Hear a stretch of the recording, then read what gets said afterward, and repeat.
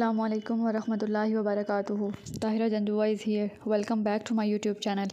हम लोग टॉपिक पढ़ रहे हैं अभी तक क्रिमिनल जस्टिस सिस्टम, और हम पाकिस्तान में क्रिमिनल जस्टिस सिस्टम का स्टेटस देख रहे हैं। तो इस टॉपिक में हम लोगों ने वो स्टेप्स देखने हैं जो किसी भी क्रिमिनल केस के लिए रिक्वायर्ड होते हैं, जिनको किसी भी क्रिमिनल केस के दौरान रजिस्टर किया जाता है या इन पे अमल किया जाता है। The major steps in processing a criminal case are as follows. और वो कौन कौन से स्टेप्स होते हैं? सबसे पहले investigation of a crime by the police. सबसे पहले जब पुलिस के पास इत्तला जाती है कि कहीं पे जुर्म हुआ है या कोई गैर कानूनी काम हुआ है, तो पुलिस ने तफ्तीश करनी होती है, छानबीन करनी होती है, पस मंज़र को देखना होता है कि ये ख़बर सच्ची है या झूठी है। और बिलफ़र्ज़ अगर वो ख़बर सच्ची होती है तो पुलिस जाए वक़ूअ पे जाती है, वहाँ पे जाके उसने जायज़ा लेना होता है, लोगों से बातचीत करनी होती है कि हादसा होते हुए किसने देखा या जुर्म होते हुए किसने देखा, चश्मदीद गवाह है कोई या नहीं, सारी डिटेल्स वगैरह जो है ना वो मेंशन करनी होती हैं। The purpose of a criminal investigation is to gather evidence. सबसे पहले सबूत जो हैं वो ढूंढे जाते हैं कि किसी भी जुर्म के ख़िलाफ़ सबूत जो हैं वो बहुत अहम किरदार अदा करते हैं। सबूत की बेसिस पे ही पुलिस ये बात तय करती है कि कोई शख्स मुजरिम है या नहीं है। To identify a suspect and support and arrest. सबूत किसके ख़िलाफ़ इकट्ठे किए जाते हैं? उस मशकूक इंसान के ख़िलाफ़ सबूत इकट्ठे किए जाते हैं, ढूंढे जाते हैं, जिससे ये साबित हो सके कि पुलिस जिस इंसान पे शक कर रही है पुलिस का शक सही है या नहीं। And support and arrest. और अगर पुलिस का शक दुरुस्त साबित होता है तो फिर उस फ़र्द को पुलिस अपनी कस्टडी में ले लेती है, पुलिस अपनी हिरासत में ले लेती है। एंड इन्वेस्टिगेशन में require a search.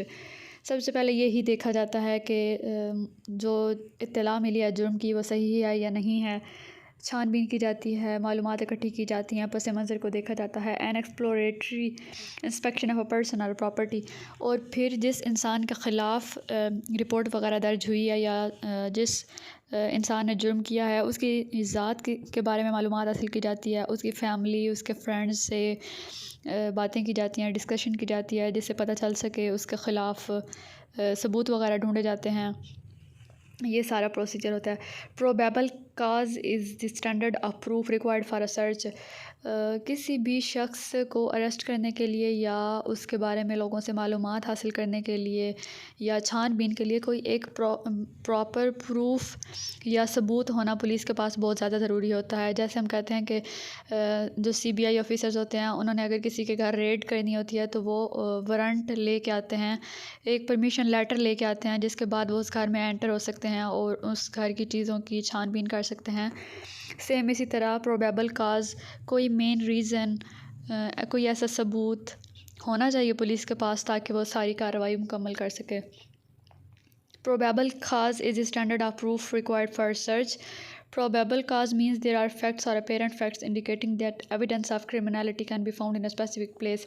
Probable cause यानी वो वजह होगी या वो रीज़न होगा जिससे ये पता चलेगा कि सबूत जो हैं वो किस जगह से मिले हैं या कौन से ऐसे सबूत पुलिस के हाथ लगे हैं जिससे किसी भी इंसान की क्रिमिनलिटी या क्रिमिनल होने की कंडीशन जो है वो फुलफ़िल हो रही है। जब इन्वेस्टिगेशन कर ली उसके बाद सेकंड स्टेप आता है अरेस्ट करना उस सस्पेक्ट को। पुलिस अरेस्ट करती है उस सस्पेक्ट को। An arrest involves taking a person into custody for the purpose of holding the suspect until court. FIR दर्ज होने के बाद पहले FIR दर्ज होती है, उसके बाद पुलिस जब इन्वेस्टिगेशन करती है, इन्वेस्टिगेशन करने के बाद अगर इन्वेस्टिगेशन जो है वो सारी उस इंसान के ख़िलाफ़ जा रही है यानी पता चल रहा है कि उस इंसान ने जुर्म किया, तो फिर पुलिस उसको अरेस्ट करती है। पुलिस अरेस्ट उसको इसलिए करती है और तकरीबन 24 घंटों के लिए किया जाता है, यानी अदालत में उस मुजरिम को अदालत में ले जाने से पहले पुलिस ना उसको कस्टडी में ले लेती है। और फिर चूँकि पुलिस की ज़िम्मेदारी होती है कि उन्होंने उस मुलजिम को या उस मुजरिम को कोर्ट तक लेके जाना है, तो इसलिए पुलिस उस इंसान को अपनी कस्टडी में ले लेती है। Probable cause is the legal requirement for an arrest. ये लीगल रिक्वायरमेंट होनी चाहिए, कोई भी लीगल वजह होनी चाहिए किसी को भी अरेस्ट करने की।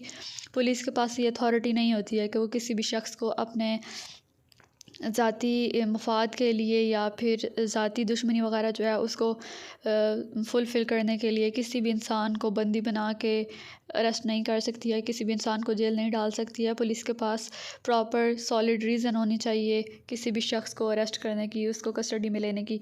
It means that there is a reasonable link between a specific person and a particular crime. किसी भी शख्स को गिरफ़्तार करने से पहले ये ज़रूर देखा जाता है कि क्या उस फ़र्द का उस जुर्म के साथ कोई ताल्लुक़ है, माज़ी में कोई ताल्लुक़ था। ये भी देखा जाता है कि क्या वो शख्स इतना फ़िज़िबल है, इस काबिल है कि वो कोई जुर्म कर सके।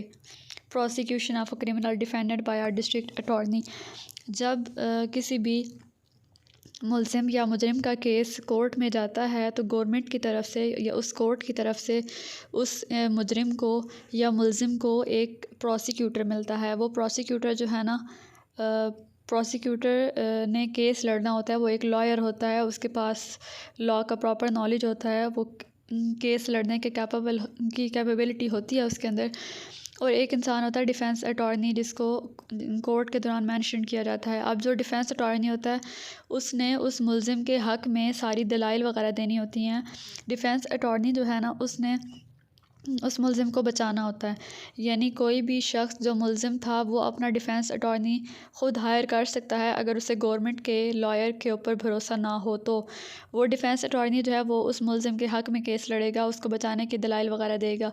लेकिन जो प्रोसिक्यूटर होगा वो विक्टिम्स का साथ देगा। वो हर हाल में प्रोसिक्यूटर ये चाहेगा कि उस मुलज़िम के ऊपर साबित हो जाए कि उसने ही जुर्म किया है, फिर उसको सज़ा मिलनी चाहिए।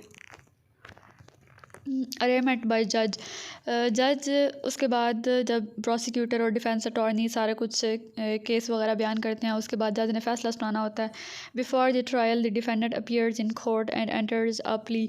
बाज़ औक़ात ऐसा भी होता है कि अदालत में ट्रायल का प्रोसीजर चलने से पहले जो विक्टिम होता है या जो जिस बंदे ने जुर्म किया होता है वो अदालत में पेश होता है। ये ट्रायल का प्रोसीजर तो नहीं होता, लेकिन इसमें यह देखा जाता है कि वो इंसान जो है वो अदालत से अगर उसके ऊपर गलत इल्ज़ाम लगा हुआ है और वो शरीफ इंसान है और माशरे में उसका काफ़ी स्टेटस है, काफ़ी इज़्ज़त है, तो फिर वो अदालत से दरख्वास्त कर सकता है कि ये जो इल्ज़ाम उस पे लगाया गया है ये सरासर झूठ है। वो ज़मानत की अपील करता है तो फिर अदालत उसको छोड़ देती है।